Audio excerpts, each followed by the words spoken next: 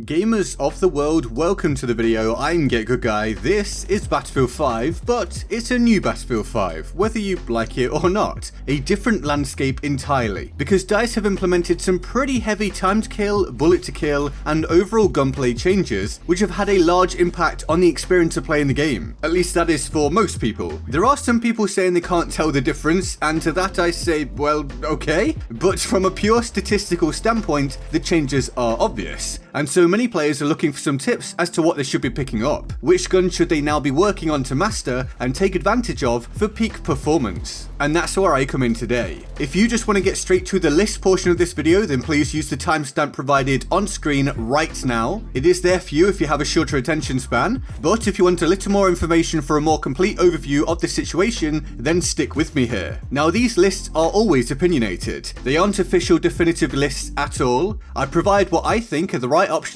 for such a list in order to entertain you guys and inform you guys, and then you give me your list below in the comment section, and please do that. I always find it interesting to see what others enjoy or don't like and all that kind of stuff, and you can even go and do that now if you want while you watch. However, today is a bit of a mixture. It is my opinion based upon playing the game and many years of playing first-person shooters, combined with extremely useful information and statistical analysis from sources over at sim.gg, so both the website and some of the people that work on it. A link to that site is in the description. They do a fantastic job of laying out all the in-depth stats for the weapons of BF5. Now, not too long back, I made a list of my best guns before the TTK changes, and trust me, it was a lot different back then, which highlights how much the game has been altered. If you want to go and see what I thought then, I've also linked to that video in the description and my pinned comment. Okay, and with that all said, let's kick this off. And we head to the assault class first. Now, I've gone for the AGM/42. Yes, even though it's had its rate of fire nerfed and such, that will all be covered. And as you saw in the intro, I have also been using the STG, which performed better than I actually expected still. It is still very much an option as long as you aren't up against top tier players, where it'll let you down due to some pretty poor stats in key areas. The fully automatic options of the assault class aren't really in a great spot anymore, unfortunately, when focusing upon stats. But back to the point, and I must say here that this choice is the one most heavily impacted by my overall preference and a little less so hard stats, because in terms of raw performance, or likely common public opinion, the Turner SMLE, the MAS-44 and the M1 Garand are likely going to stand out, probably due to either high single bullet damage potential or higher rate of fire capabilities respectively, and likely even more so on PC due to greater recoil control with a mouse. And this is all bred out of the assault class having actually been hit fairly hard by the update, which I'm not sure everyone is recognizing, making for there being no truly dominant option with which to directly counter some of the weapons in other classes, the standout ones. That is, unless I believe you have the skill set to utilize the AGM/42 at somewhere near its full potential, because for an average user this weapon is kinda just that, it's average, or maybe even mediocre now. It's been changed from a rapid fire semi-auto, which provided a truly unique playstyle within BF5, to now just being a mid-range 300 round per minute assault gun, which is disappointing and won't really reward most players particularly highly, but for more able people, if you combine its near non-existent recoil with headshots, well, you can do some serious work, because landing 2 shots at the max rate of fire straight to the enemy's head will drop them very quickly. And this is where the AGM/42 takes my top spot, as it's that bit harder to land consistent headshots with the other semi-autos due to their default recoil stats by comparison, and the need to mitigate them with certain specializations, which can stop them shining in other ways by missing out on alternative spec options. Or you go for those alternative spec options and maybe then struggle to land consistent headshots, unlike with the AGM/42. I think you see what I'm getting at here. Or you could of course rely upon what I did in some of my footage and just ping a headshot here and there in your gunfights, or simply make sure you land a very high percentage of your shots whilst going for the body. My point overall being that this gun is very easy to handle now, but you absolutely must make the most of that. If you're missing shots a lot and not putting out headshot damage frequently enough, this weapon will let you down. It's not going to be for you, and you'll be better off going for higher damage or higher rate of fire options, or simply an automatic weapon for a more spray and pray playstyle. So for me personally, I am actually gutted the AG got changed so much. It was one of my favourite weapons because of how different it was and the high skill ceiling it had, and I think it used to reward a skilled hand even more so, but it still does some really good work for a good player, and I feel more so than other semi-autos in the class, and so it takes my top spot for the current best weapon in the assault class after the TTK changes, but as stipulated, it's kind of an open one, so please let me know what you think. Okay, onto the medic class, and this one has been totally flipped upside down for me. I've gone for the jungle carbine. Not too long back, there was no chance I wouldn't have picked an SMG, but they've been smacked down so hard by these changes that it simply wasn't an option anymore. At least most of them have. So I imagine gone are the complaints by some that the SMGs kill from too far away, which I didn't at least totally agree with. I felt they were fairly well balanced, and maybe a small tweak would pull them in line, but that's by the by. Now, they're very, very close range options. Even the longer range ones are only viable out to about 30 meters and are outclassed by some other weapons in key areas. And I mean key areas for SMGs, not just in general. But the jungle carbine for the medic class is broken levels of good. Bolt action carbines were unchanged in this update, and thus they're ridiculously powerful. But I think the choice was made simple for me simply because the jungle carbine is so much better than the other two when I use them specifically. Although the Tromboncino is still pretty solid as well, especially from a statistical standpoint, so for the right player that probably blows hard as well. I said blows hard. That's not in the script. I don't know why I said blows hard. But I was blown away by... Oh, that's why my eyes skipped forward. So I'm just going to leave this bit in.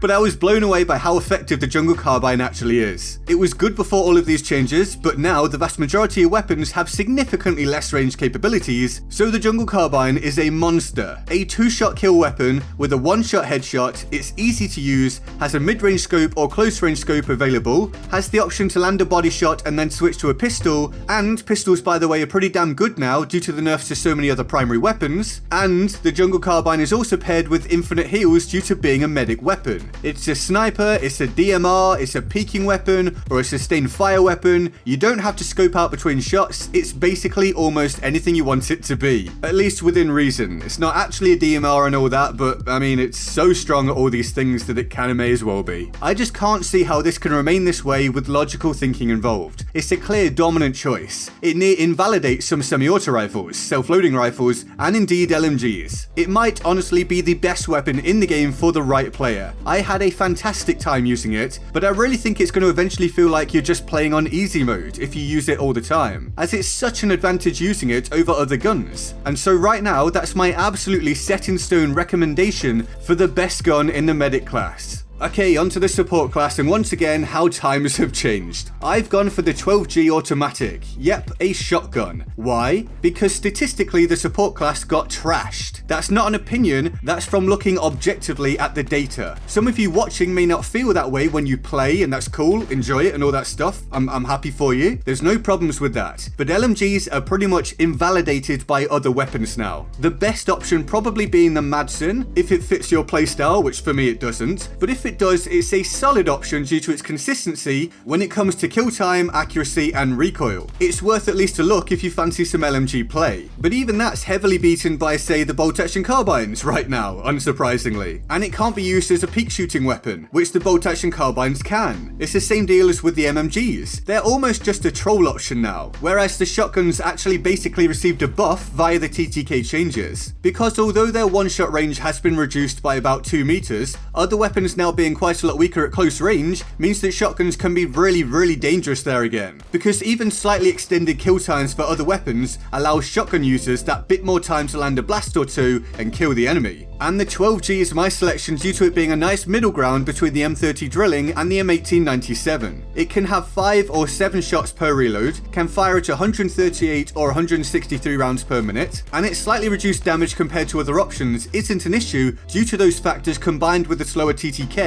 of other weapons. Seriously, in the right areas, shotguns are a real force now. Oh, and of course you can go for slug rounds if you wish to increase your range and one-shot potential, whilst also increasing the skill requirement of using the weapon. And so basically, the lack of options within the class, added to the increased relevancy of shotguns now, sees the 12G sit as my top choice for the support class. And onto the Recon class we go, and here I'm just going to say use any bolt action rifle you enjoy. If you want to choose one based on rate of fire, which I did, then cool. I personally went for the Lee Enfield. But if you want to go for a high body shot damage one, then cool. If you want to go for a high bullet velocity one, then cool. Whatever it is, a bolt action is now the most viable choice for the Recon class in terms of looking at the numbers, which is a near total reversal of where we used to be. Now I must say that the anti-material rifles, like the Boys AT rifle, is actually probably probably the best statistical choice, because a one-shot body shot kill within 100 meters is just broken now. It's kind of ridiculous to me that that wasn't changed, at least reined in just a little bit,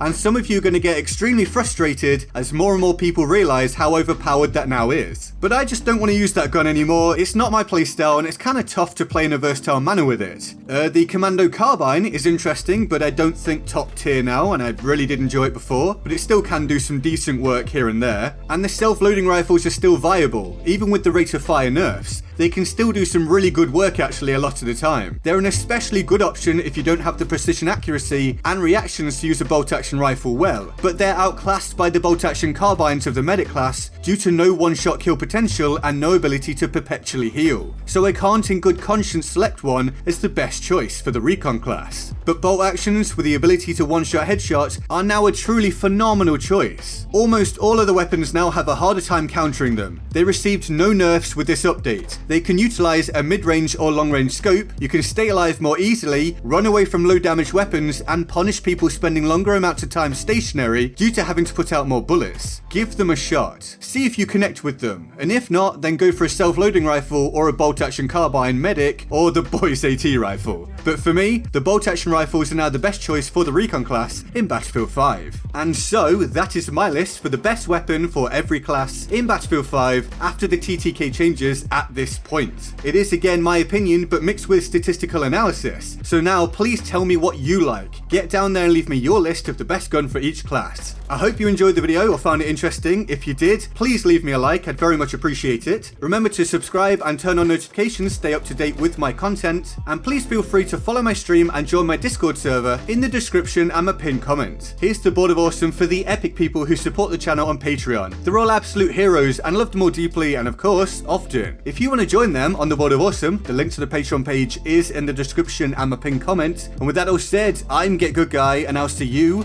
next time, laters.